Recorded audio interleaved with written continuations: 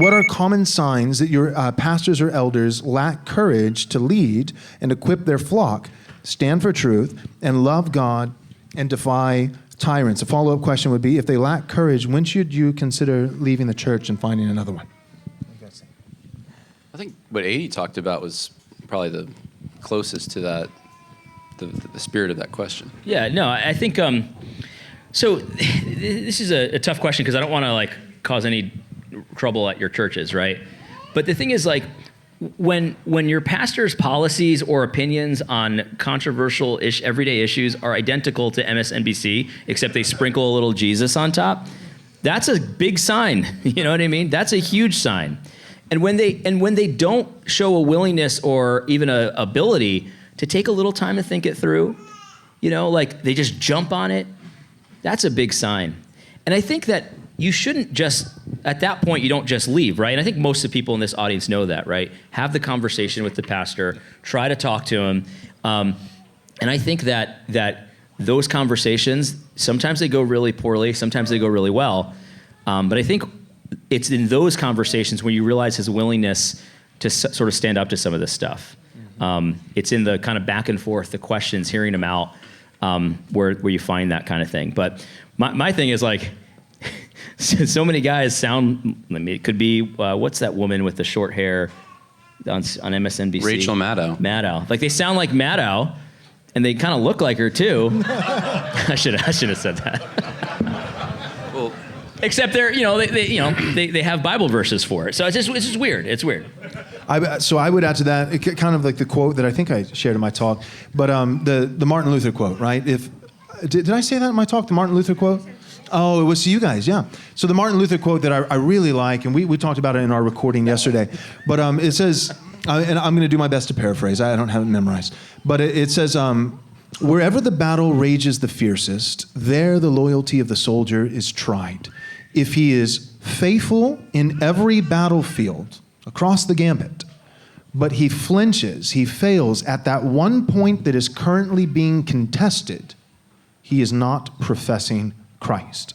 And so what I would say is, and I'll be frank, it's like what AD said. He's going to a Baptist church as a Presbyterian. And the reason why is some of the Presbyterian guys, right, some of the PCA, and Revoice and stuff like that, and not all PCA churches, but then there's OPC. I love the OPC, I really do. And the Van Tillian, the Voss, rich treasure troves of doctrine. But for me, as a Reformed Baptist, 35 years old, it's I've got two cylinders, but I'm firing on both of them constantly, right? And there's other guys who got a V12, but all they do is rev it up in the driveway and they never go anywhere. And so my thing is, if you're Van Tillian, right, and you're presuppositional, and you're OPC, and you've got a podcast, and you've got lectures, and you've got dissertations, but you have a mass service and no singing, you failed.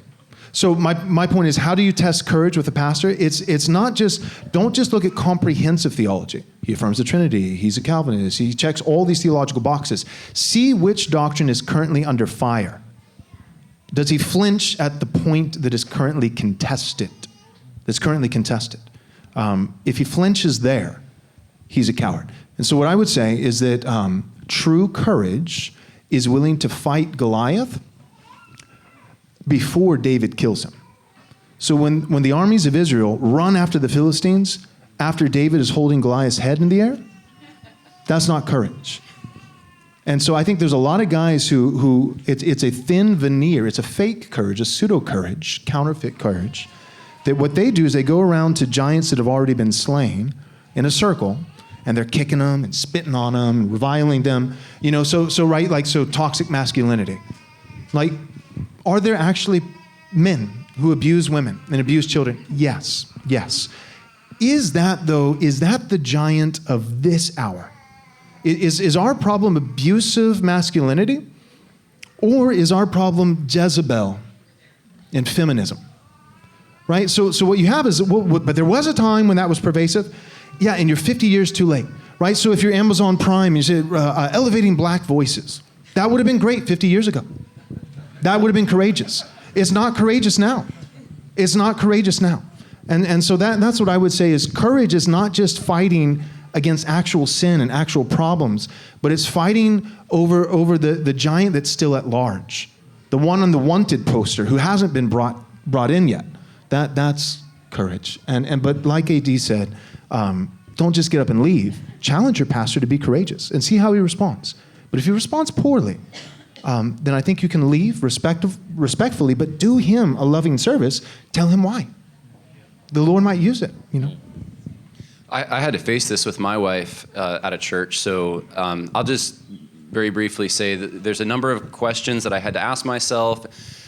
This is the main one, and this is what I tell people who are in this predicament, especially, and it's tailored for guys, but if you're a mother and you know, the situation, you know, it pertains to you, you know, it may, but so if a guy comes to me, it's like, I don't know about this church, I usually ask him, okay, well, like, what if you died tomorrow and your wife and your kids are still going to this church?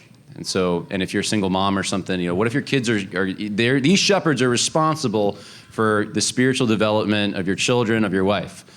Would you be comfortable with that? Would you entrust that the pastors there to do that? And if the answer is no, if you can't trust them, then I think you have your answer. Like, you shouldn't be going there, because that's their whole purpose, is to watch over your souls and the souls of your family. So if you have to, like, everything they say you have to have a conversation about or correct what the pastor just said to your children, then you're at the wrong church. It's pretty simple in my mind.